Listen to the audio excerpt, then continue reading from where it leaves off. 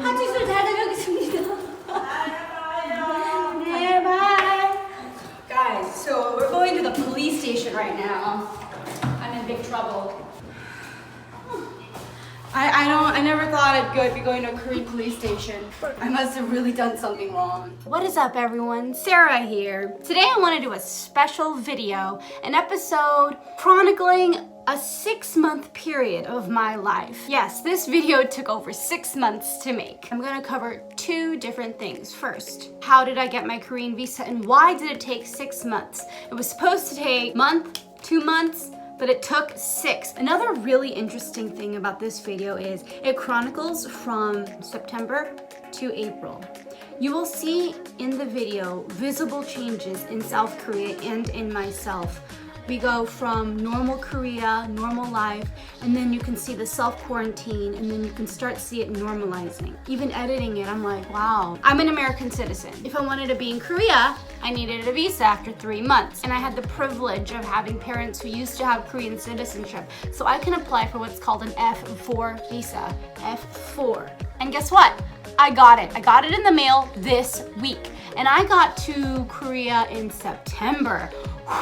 A thing about the Korean system that I didn't realize and I didn't know is that they can change laws on you without notice. So there was a lot of miscommunication. Like, people in Korea know it's going to happen, but for me and my parents, we were just like, whoa, where did that hit us? And I'll describe everything that happened in detail. We're gonna start off on October 8th. When I went to go do my first task. I have to get a visa and I have to get thumbprints, and I guess they're the only place that I can do it. In September, they changed the law that you have to get all the criminal records and all sorts of stuff. Thank God I have a clean criminal record, right? You're gonna see what a Korean police station looks like.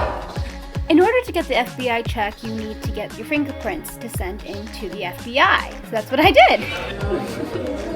It hurts. It hurts, everyone. They're hurting me. And after my fingerprints, I sent everything in the mail to the US, and all I had to do was enjoy my time and wait. What happens when you let go of the cart?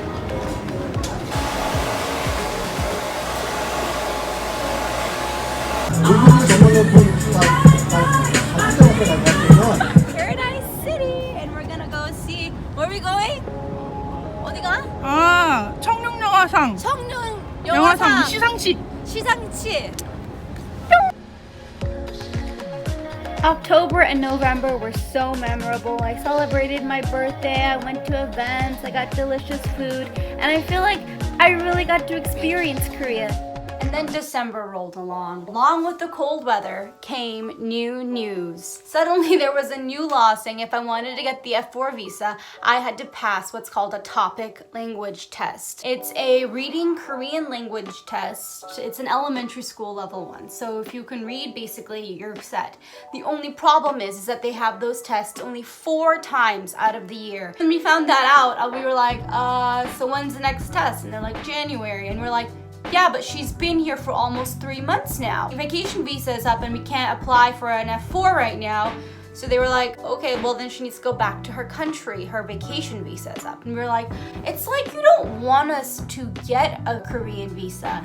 And what the people on the phone were saying, yeah, the truth is a lot of people with Korean heritage, anybody wants to come to Korea, get the visa so that they can get the health insurance because Korea has the best health insurance. They were seeing a flux in people coming to Korea just for medical stuff and then going back to the States. People like me, Korean Americans. So I understand their sentiments, but on my end, I was like, what the because hello, like what am I supposed to do? So my parents decided, why don't you take a little trip to Japan?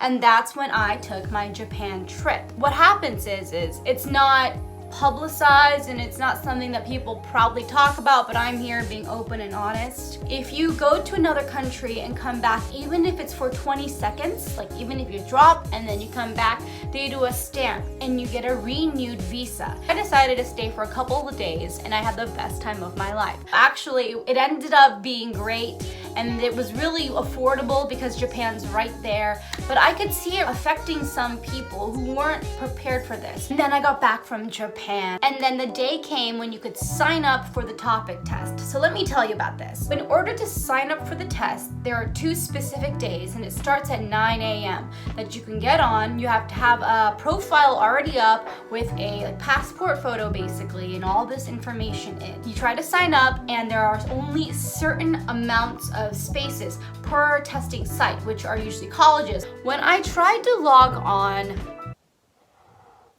there were 17,000 people ahead of me. And another thing, you can't sign on or try to get a test time with a Mac. So I had to go to a PC room, sit in there and try to figure things out, and I barely got it. The thing was that the site had crashed because there were so many people on there. I could just imagine the hundreds and thousands of people who are behind me in line, because I remember at one point the numbers did go up to like 54,000 people. The Topik test is not just for visas, it's also for language proficiency, for businesses, for jobs, for graduating college, all sorts of things. I think it was quite a stressful process, but I got my time, and it cost not that much, like less than $30, $20. But I just want everyone to know, be prepared to be frustrated and have a PC available near you. Between December and January, all you could really do is practice. You can look online, and there are plenty of practice tests. There's a listening portion and a reading and answering portion. I did start getting a little stressed out. New Year's was rolling around. Looking back, I wish I had spent more time outside. I wish I had spent more time exploring Korea. For the most part, I stayed in and worked on my YouTube channel. This was the time right before COVID hit. We were still out. I celebrated New Year's. I had a lot of fun. If I just knew coronavirus was gonna hit, I really would have gone out and been more social and met more people in hindsight. And when this is all over, I can't wait to do that. Okay, finally, January 12th. It was the morning of the test. Woo-wee! It is the morning of my Topik test. A little bit about the test in the background. They told me no phones were allowed in there, so I gave my phone to my mom. I'm nervous. I took the practice test a lot, that I found online really easy to find the practice test. But I'm still scared because I haven't taken a test in over 8 years. After my test, my parents were like, great, you're gonna get your results on February 5th. You have your FBI check, we're gonna have to get that apostille or something like that. It's where you get it certified from your country saying that it's a real document. So we're like, okay, we're just gonna have to do that. And then my mom called the center, and they told her that my FBI check wasn't valid anymore because 3 months would have passed by the time I would apply for my visa. So we were like, what do you mean? They said you have to do it again. Okay, so I'm going back to the police station again. Get my fingerprints again, do all the paperwork and send it. And doing FBI check, it's 18 bucks plus shipping, which is like $30. And this time we needed to do a rush one because we found out too late. This visa process is just... After my fingerprints, we sent the fingerprints and all the documents to the FBI, and instead of having it shipped back to us, we had it get shipped to my friend in New York City so that he could get it apostilled, because I don't need it apostilled. I don't even know. Get it apostilled. That in itself, woo, because if it came back here, you have to get it apostilled through another company. It seemed complicated, so we're like, why don't we just do it in the US? So let's just try it. We got my birth certificate apostilled by a private company. Let's just get this done while we can. That was upwards of $100 and something, almost $200. Why we were in such a rush was because we needed to get the apostilled FBI check, birth certificate, everything ready by March 10th, so that by March 11th, 12th, which was my day to go get naturalization, get my visa, I need to have everything. March 13th was going to be another 3 months that I'd been here. So if I didn't have everything, I'd be an illegal person, illegal alien living in Korea. And I don't want that. And also this is when coronavirus rumors and things were happening, and Korea was like, we need to start preparing. And with that, February rolled along, meaning my test results came in. Okay, it's February 5th, 2020, and I'm finally about to see if I pass the test. There are people ahead of me right now, as you can see. Ooh, let's go, let's do this. I'm supposed to go, let's log in my test information. I logged in, it's my test information. Oh, more people ahead of me, Man, I'm nervous. What if I didn't pass the test?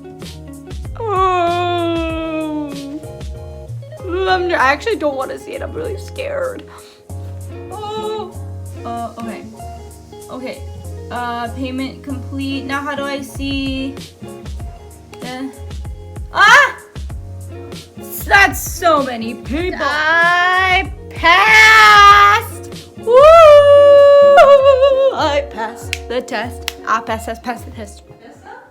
After finding out about my scores, I was excited and everything. But this is the point where everything really changed. The news from Wuhan, the news of the coronavirus, it started getting really real. As the cold weather came, the whole mood in Korea had shifted.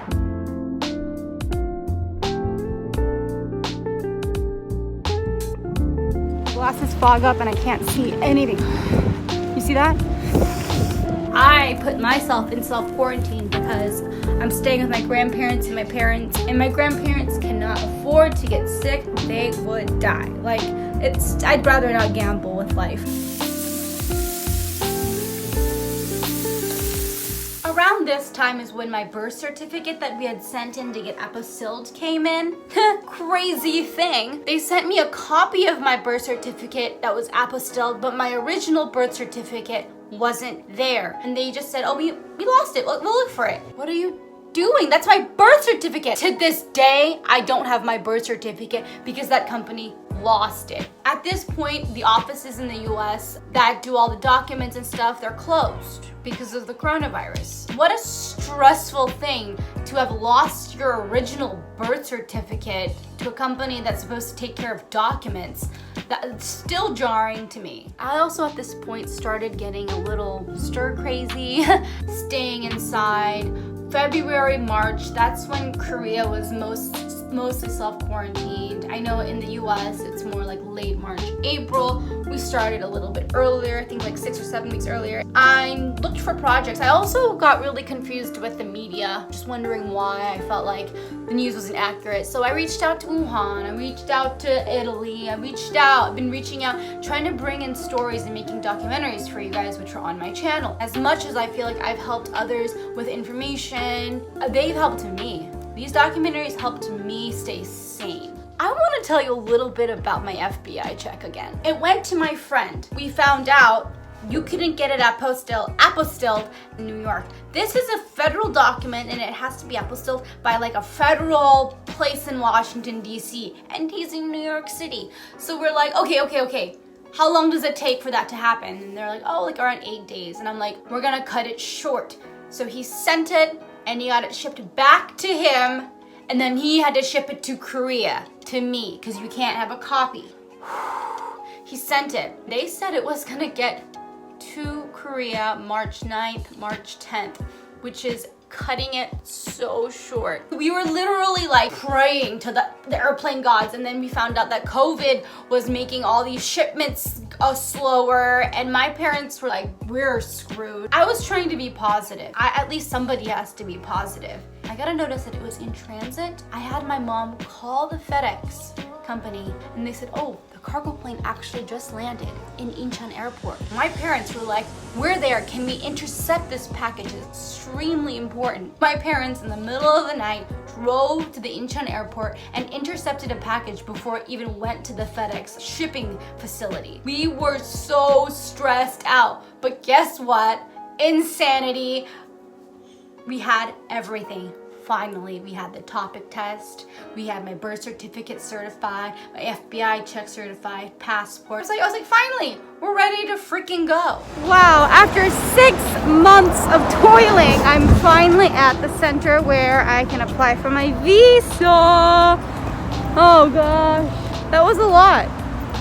Yeah. This time, before we went to the naturalization, we were just like, we have to double check. So we double checked all the rules, made sure they didn't sneak in another rule. We got all of our documents, we got super ready, and I went in early. You know what's really funny? When we got the documents and we were taking them, I was like guarding them with my life. These stupid pieces of paper were literally the hardest things to get. It took me 6 months to get. You know what? The reason why I really wanted a Korean visa, because I want to get to know more about Korean culture. I want to be in Korea for a little bit, but also I'm afraid of going back to New York City at this moment in time.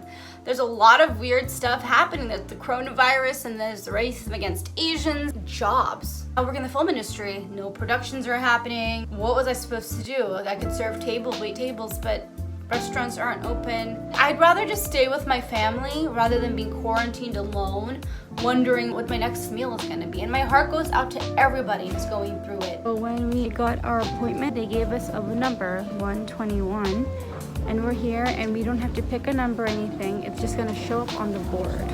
Our appointment was for 11:30 and it's 11:19 and they're at number 105. They're at 105. I have 10 more minutes and then it's gonna be me. That's an easy process. If you have an appointment at a certain time and you miss your number, you miss your number. You have to be prompt. Honestly, if you're the kind of person who's late to things, that would suck to be you. Don't be late to things. Okay, I already thought that I'd been through a lot trying to get these documents. Let me tell you what happened at the desk during my meeting. So the woman there looks through my stuff, and then when my mom goes to pay for everything, and it was like $200 or something, she asks me, were you born in the US? And I was like, well, I was technically born in the US, technically San Francisco, because I was born on US military base in South Korea because my dad was in the army. That base is US soil, which is technically San Francisco. And then she looks at it and goes, no, you were born in Korea. Oh, okay. She goes, you were in Korea, you were born in Korea. And I was like, okay, my dad says different because I was born in Korea but on US soil. And she's like, you don't know what you're talking about. And I had this sense that she was treating me like I was dumb. So I just was like, you know what, let's wait for my mom to come back. She goes, well, I think there's gonna be a problem. You were born in Korea, but you didn't do the right documents and you're basically illegal. What? So my dad, who was in the US Army, who is a law-abiding citizen, who has done everything right, had me and then like ran away. She says that after I was born, I should have done all this paperwork and I should have been in the system. Then my mom came back and then she informed us that I wouldn't be able to get a visa. My mom was about to break down in tears.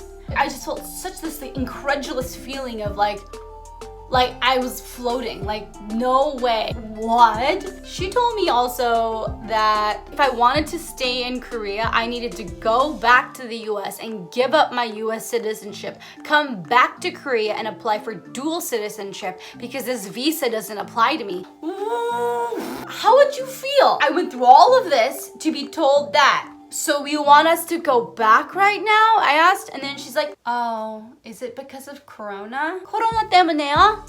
So she said, oh, 맞죠? Corona 때문에. And I was like, yeah. Like, yeah. How am I supposed to go to the US right now? She goes, oh, you seem to be in such a situation. I was like, how could they not have told me this? And then she's like, you know, because you didn't talk to me. You talked to somebody else on the phone. And my mom's like, well, I talked to them almost every week at least to make sure we had everything. They kept asking my daughter for her birth date, and they're right? So then the woman's face goes, oh. The woman next to her looks over and goes, wait, let me see her paperwork. They look at my paperwork and they find out the year I was born in. And I'm born before 98. She thought that I was born in 98. Thank you. She thought I was born in 98, and apparently there's a law that says that if you were born after a certain date, you need to have dual citizenship if you were born anywhere in Korean lands. She didn't see that I was born before. Like, that's your job, woman. You stressed us out. And then she's like, oh, you're good. You're good. Thank you so much. We're gonna process it and you'll get your visa shortly.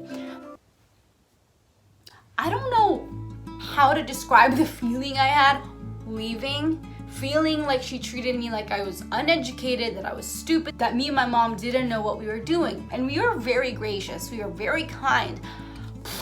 Like to this day, I still feel this like energy that I had. It was terrifying. Life got a little weird for me at that point because we were so in self-isolation. I remember I joined TikTok. I made an alter ego named Nancy, which is on my channel as well.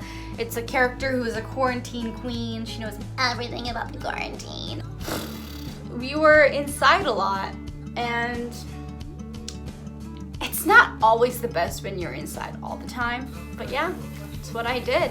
We waited it out, and I didn't want to get sick or get anyone else sick. Morning.